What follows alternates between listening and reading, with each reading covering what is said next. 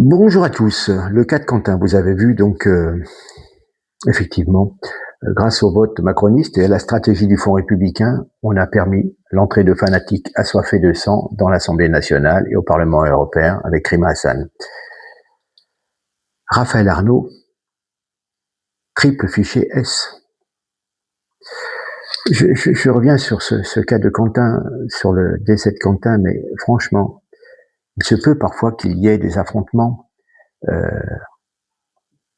entre groupes rivaux, mais quand un homme est à terre, qui s'est pris de 3 coups, on ne s'acharne pas à 10 à le piétiner et à lui fracasser le crâne. C'est la moindre des choses. Et on essaye de nous faire croire que, et j'en doute, ce jeune Quentin était un nationaliste.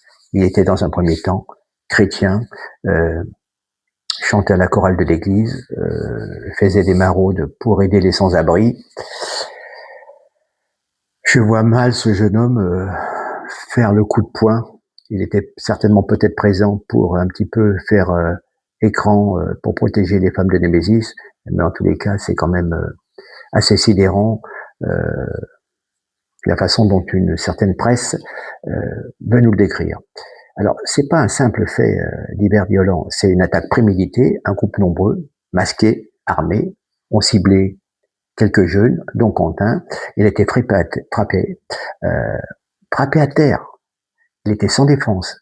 Il y avait un acharnement d'une rare brutalité, des coups sur la tête, l'intention de tuer est patente et difficilement contestable. Hein.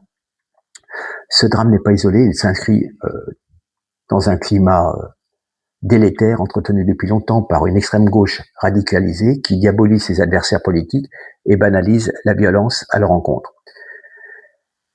On vous rendez compte qu'on en a un point où l'opposant devient un ennemi à abattre et il y a du coup un passage à l'acte physique, ça devient presque logique. On l'abat pour de vrai. Donc, on biberonne les cerveaux malades avec des discours tels que il faut lutter contre l'extrême droite par tous les moyens. Et effectivement, par tous les moyens, et des jeunes se font lyncher à mort. Et puis, ce lien avec la conférence de Rima Hassan à Sciences Po est évident. Il n'est pas anodin qu'un tel déchaînement se produise précisément en marge de l'intervention d'une personnalité aux positions très clivantes. D'ailleurs, on se demande ce que fait cette dame à représenter la France. Elle ne parle que de la Palestine et d'Israël.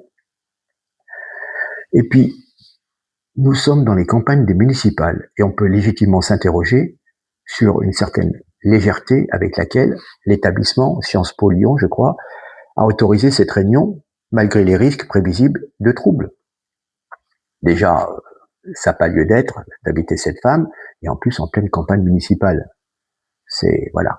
Donc, Quentin est surtout visé pour ses convictions, son attachement viscéral à la France, des valeurs que certains courants d'extrême gauche n'aiment pas. Aujourd'hui, aimer son pays, défendre son héritage, suffit à être stigmatisé, haï, exposé à la violence. Les étrangers ont le droit, nos amis migrants, originaires du Maghreb, de partout, ont le droit d'aimer leur pays, leur drapeau, de le manifester lors des compétitions sportives. Mais nous, c'est interdit. Aimer son drapeau, c'est être facho. Donc, face à cette montée en puissance de la brutalité politique, l'État paraît impuissant. Donc, les Français réclament protection, sécurité et ne voient que laxisme. Et les médias mainstream ont souvent qualifié ces faits, l'assassinat de Quentin, comme si c'était des rixes, et tout cela pour minimiser leur gravité, tout en insistant sur l'étiquette politique de la victime pour en relativiser l'horreur. L'air de dire, il l'a bien cherché, il était à l'extrême droite. Mais bien sûr, voyons. Aucune opinion radicale, soit-elle, ne peut justifier qu'un jeune homme soit battu à mort, surtout en plus, il portait la France au cœur.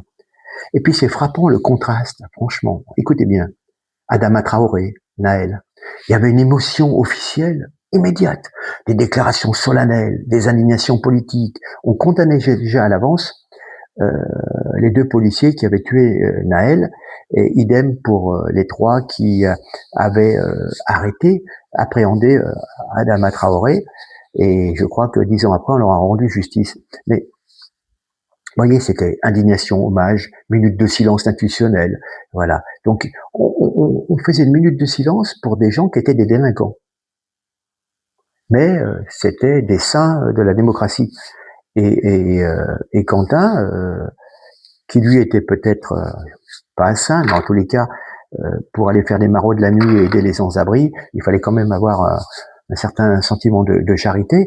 Et vous voyez bien que tout dans le système, il y a 2 poids 2 mesures.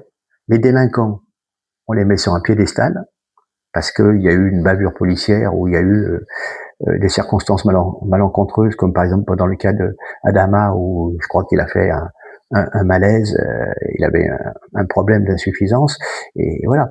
Mais là, maintenant ça commence. Mais les premiers jours, s'il n'y avait pas eu un certain battage sur les médias et sur les réseaux sociaux surtout, ça serait étouffé, quoi. Donc vous voyez que le sentiment français, c'est qu'il y a vraiment un sentiment d'injustice profond et insupportable.